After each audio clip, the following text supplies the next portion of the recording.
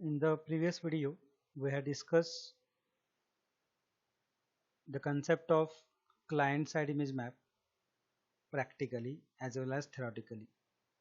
Now, the next point of advanced web designing is inline frame. So, inline frame is also known as a floating frame. Inline frame is created using a tag named as iframe tag. I stands for inline and frame. So, iframe tag is used to create an inline frame. It is paired tag, that means it has a start as well as end tag. Inline frame will not act as a web page, but it is a part of web page. Inline frames are often used in online advertising. The content of iframe tag, that is inline frame, is an advertisement from an external party. Inline frame tag has 5 attributes, that is, first attribute is src. It stands for source and its value is in the form of url. It specifies the address of document that will be displayed in an inline frame region. So inline frame allows to display some external matter in its own region, that is in its own area. So that area is controlled by the next attribute, that is height. So you can specify the height of inline frame region by using pixels, as well as width of inline frame can be controlled by using width attribute of iframe tag. The fourth is name. So it is a text, that means you can assign a name to the inline frame for the namesake purpose. That means with the help of that name, the region will be highlighted. The last is src document, that is it is a HTML code. So it specifies the HTML content of the page to show in the inline frame. We'll discuss this inline frame practically. So let me explain here the code of inline frame. So I had displayed that code in front of you. Indication of HTML5, HTML tag, head tag, title. I had assigned title as inline frame, slash head body. Now I have given one message on the web page, that is this is the example of inline frame. Below region of a web page displays the output of the file named as ol.html. That means as this paragraph tag will act as a content of web page. So below to this content there will be a region with height as a 200 pixel and width as a 300 pixel, and in that region I want to display the output of ol.html file. As we know that ol.html file we have created, and once you execute that you will get the output bcd, that is coffee, tea and milk. This is the ordered list. Now the same output I want to display in a frame, that is inline frame. For that I had mentioned src inline frame. Src is equal to ol.html. Now close the iframe tag as it is a pair tag, and then go for body and slash html. Save this code, minimize it and execute inline frame code to see the output.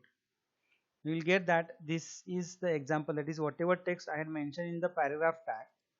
So once you go for that, whatever text I had mentioned in the paragraph tag is highlighted first, and below to that there is one section. I can say that this is the region of inline frame. So this particular section will act as a content of web page.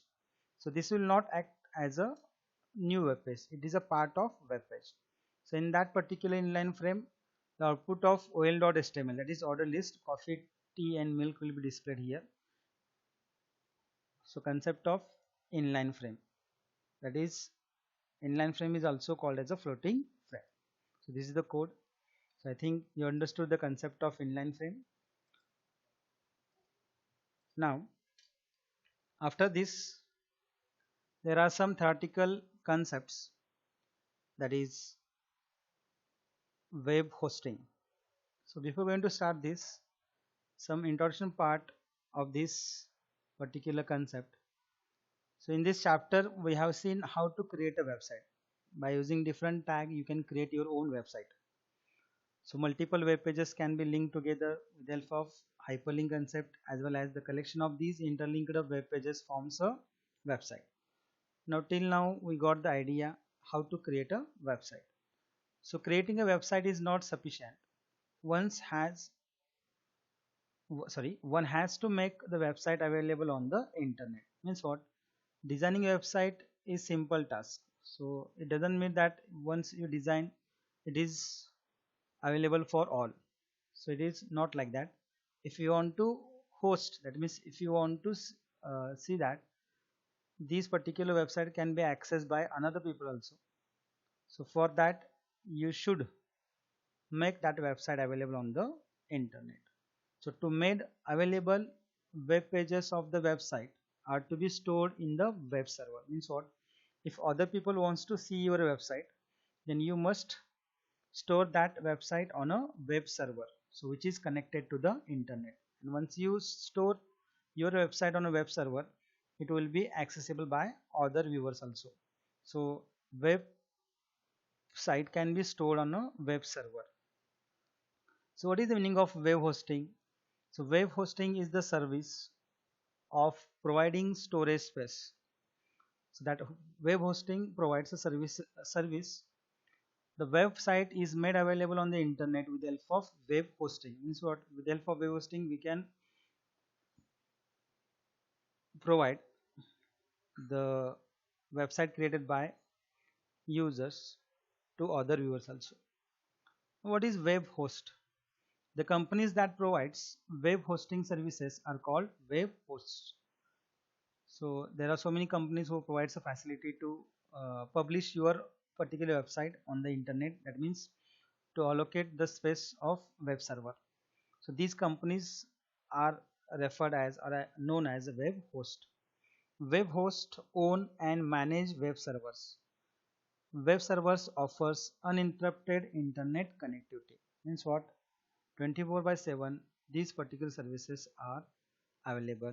So once you store your website on a web server, anytime at any place anybody can access that website. Concept of web host and web hosting.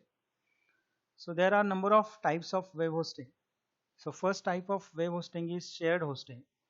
It is cost effective and gives domain name to your website. As we have studied the concept of domain name, domain code in 11 standard. So this particular web hosting, the first type of web hosting, that is share hosting. Shared hosting allows, means gives domain name to your website.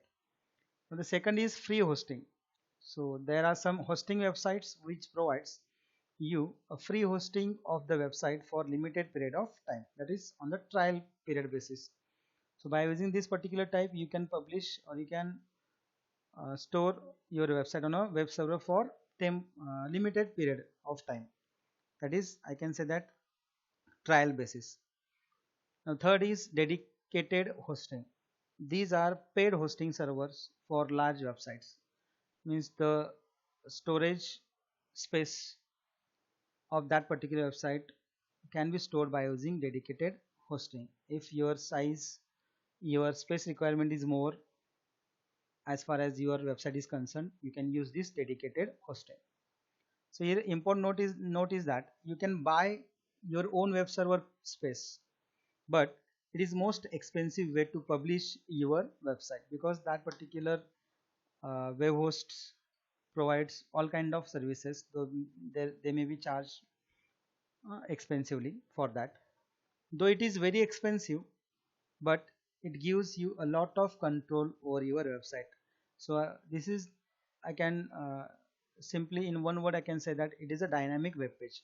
Means in future if you want to update the content, if you want to store your database, if you want to provide a facility to user to enter their own queries or inquiries or whatever further operation that allows you to store their own data, users data, visitors data. So for that you should take more space as compared to the smaller one.